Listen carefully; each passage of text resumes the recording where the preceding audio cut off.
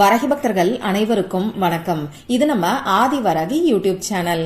வரகி அன்னையோட அருள் பரிபூரணமா எல்லாருக்குமே கிடைக்கணும்னு மனசார பிரார்த்தனை செஞ்சுக்கிட்டு நாம இந்த பதிவை ஆரம்பிக்கலாம். நாளைக்கு டிசம்பர் மாசம் 29ஆம் தேதி வெள்ளிக்கிழமை. இந்த 2023வது வருஷத்தோட கடைசி வெள்ளிக்கிழமை. இப்படிப்பட்ட அற்புதமான நாள்ல நமக்கு பணவரவு அதிகரிக்கிறதுக்கும் பணம் சம்பந்தப்பட்ட பிரச்சனைகள் எல்லாமே படிப்படியா குறையறதுக்கும் நாளைக்கு நாம செய்ய வேண்டிய ஒரு எளிமையான வழிபாட பத்தி தான் இந்த பதிவுல நாம பார்க்க போறோம். 9 கிராம்பு இருந்தாலே போதும். இந்த 9 கிராம்பையும் வச்சு இப்ப நான் சொல்ல போற வார்த்தைய 9 முறை நீங்க சொன்னாலே போதும். உங்களுக்கு எவ்வளவு பெரிய கடன் பிரச்சனையா இருந்தாலும், அது கோடிக்கணக்குல கடன் இருந்தாலும் அந்த கடன் படிப்படியா குறைய ஆரம்பிக்கிறத நீங்களே பாப்பீங்க.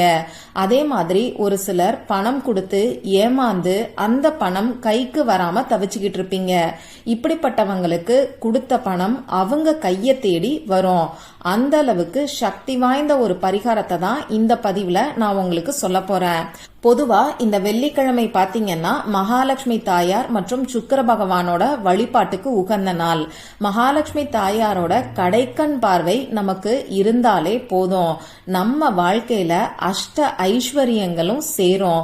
வெறும் பணம்ங்கிறத தாண்டி நிறைய விஷயங்கள் இருக்கு.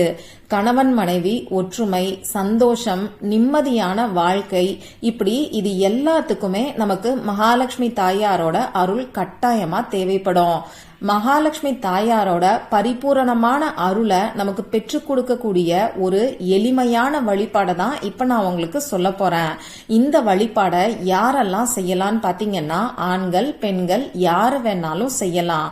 பணம் சம்பந்தப்பட்ட பிரச்சனை உங்களுக்கு எதுவா இருந்தாலும் அந்த பிரச்சனைக்கு ஒரு நல்ல தீர்வு, நிரந்தர தீர்வு கிடைக்கிறதுக்கு இந்த பரிகாரத்தை நீங்க செய்யலாம். வேலையில சம்பள பாக்கி இருக்கு, அந்த சம்பள பாக்கி வர்றதுக்காகவும் இந்த பரிகாரத்தை நீங்க செய்யலாம். பதவி உயர்வு, சம்பள உயர்வு கிடைக்கிறதுக்காகவும் இந்த பரிகாரத்தை நீங்க செய்யலாம்.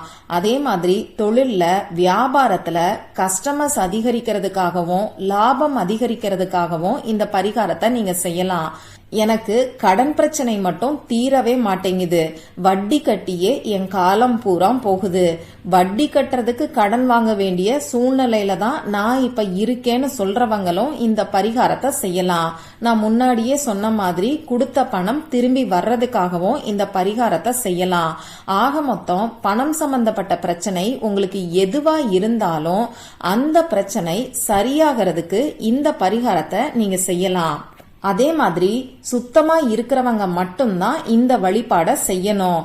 அசைவம் சாப்பிட்டதுக்கு அப்புறமா இந்த வழிபாட நீங்க செய்யக்கூடாது.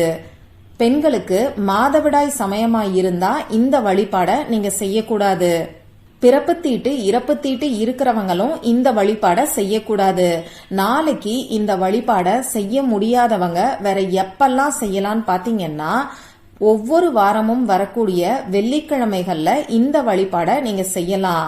இந்த 2023வது வருஷத்தோட கடைசி வெள்ளிக்கிழமை நமக்கு நாளைக்கு வருது.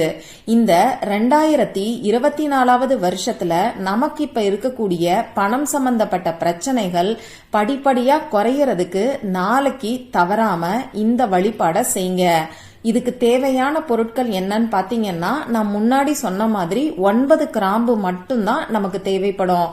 வேற எந்த பொருட்களும் நமக்கு தேவைப்படாது. நாளைக்கு இந்த வழிபாட எந்த நேரத்துல செய்யணும்னு பாத்தீங்கன்னா சுக்கிரஹோரை நேரத்துல செய்யறது நல்ல பலன்களை நமக்கு கொடுக்கும். வெள்ளிக்கிழமை அன்னைக்கு காலையில 6 மணியிலிருந்து 7 மணி வரைக்கும் நமக்கு சுக்கிரஹோரை நேரம் இருக்கு.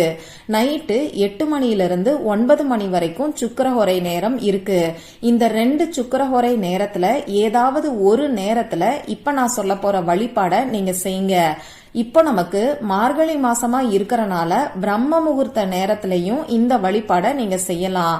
இப்படி பிரம்ம முகூர்த்த நேரத்துல இந்த வழிபாட செய்யும் போது நிச்சயமா உங்களுக்கு கை மேல பலன் கிடைக்கும். பிரம்ம முகூர்த்த நேரத்துல செய்ய முடியாதவங்க காலையில வரக்கூடிய சுக்கிரஹோரை நேரத்தை பயன்படுத்திக்கோங்க. ஏன்னா இந்த மார்கழி மாசத்துல காலை நேரத்துல செய்யக்கூடிய வழிபாடுகளுக்கு நிச்சயமா நல்ல பலன்கள் உடனடியா கிடைக்கும். சரி, இப்போ நான் சொன்ன குறிப்பிட்ட நேரத்துல உங்க பூஜை அறைய ரெடி பண்ணிக்கோங்க.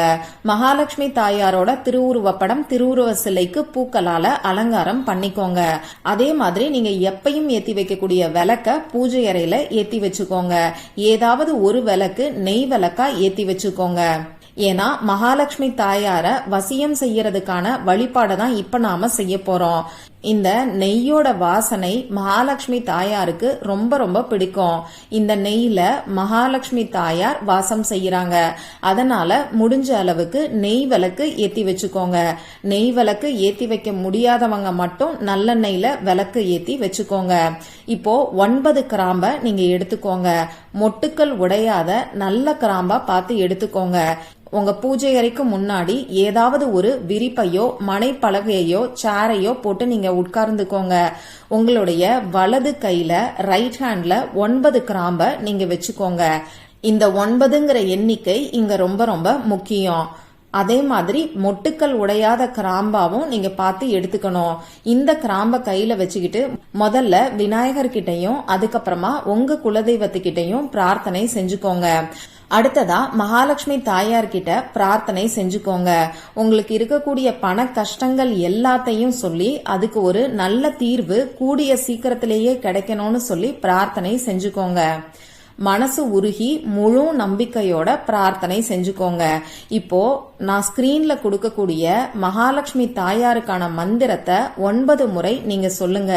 இப்படி இந்த மந்திரத்தை சொல்லும் போது உங்க கையில கட்டாயமா கிராம்பு இருக்கணும்.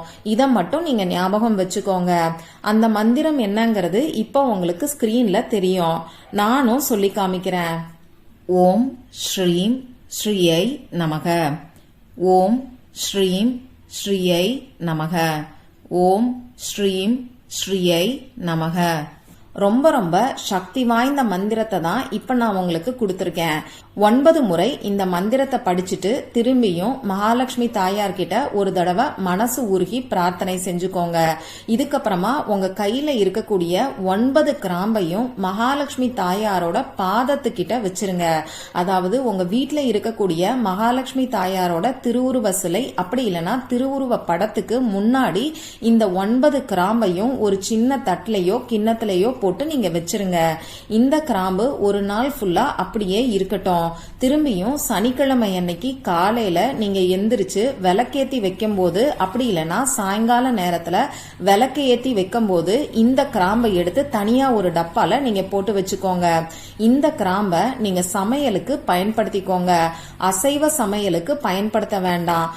சைவ சமையலுக்கு அதாவது வெஜிடேரியன் ஃபுட்ஸை நீங்க குக் பண்ணும்போது இந்த கிராம்பை சேர்த்துக்கலாம். நான்வெஜ் சமைக்கும் போது மட்டும் கட்டாயமா இந்த கிராம்பை யூஸ் பண்ணக்கூடாது. ஏன்னா நாம சொன்ன மந்திரத்தோட சக்தி இந்த கிராம்புல இறங்கியிருக்கோம். இந்த கிராம்பை நம்ம சமைக்கும் போது நமக்கு இந்த மந்திர சக்தி நல்ல பலன்களை கொடுக்கும். இப்படி இந்த 9 கிராம்ப உங்க கையில வச்சு 9 முறை இந்த மந்திரத்தை நீங்க சொல்லும் போது உங்களுக்கு அடுத்தடுத்து பணம் வர்றதுக்கான வாய்ப்புகள் உங்களை தேடி வரும். பண வரவுல நல்ல மாற்றங்களை நீங்க பாப்பீங்க. பணம் சம்பந்தப்பட்ட பிரச்சனைகளும் படிப்படியா குறைய ஆரம்பிக்கும். அதனால நாளைக்கு முழு நம்பிக்கையோட செஞ்சு பாருங்க. இந்த பதிவுல உங்களுக்கு ஏதாவது சந்தேகம் இருந்துச்சுன்னா எனக்கு கமெண்ட் பாக்ஸ்ல கேளுங்க. அதை நான் உங்களுக்கு உடனே தெளிவுபடுத்துறேன். இந்த பதிவு உங்களுக்கு பிடிச்சிருந்தா லைக் பண்ணிட்டு உங்க ஃப்ரெண்ட்ஸ் அண்ட் ஃபேமிலி கூட ஷேர் பண்ணுங்க. இந்த மாதிரி அந்தந்த நாளுக்கும் நேரத்துக்கும் திதிக்கும் உரிய வழிபாடுகளையும் பரிகாரங்களையும் நீங்க மிஸ் பண்ணாம தெரிஞ்சுக்கிறதுக்கு நம்ம சேனலை மறக்காம சப்ஸ்கிரைப் பண்ணிட்டு பக்கத்துல இருக்கக்கூடிய பெல் ஐகானையும் பிரஸ் பண்ணிக்கோங்க. மற்றும் ஒரு பயனுள்ள பதிவுல நாம சந்திக்கலாம். நன்றி.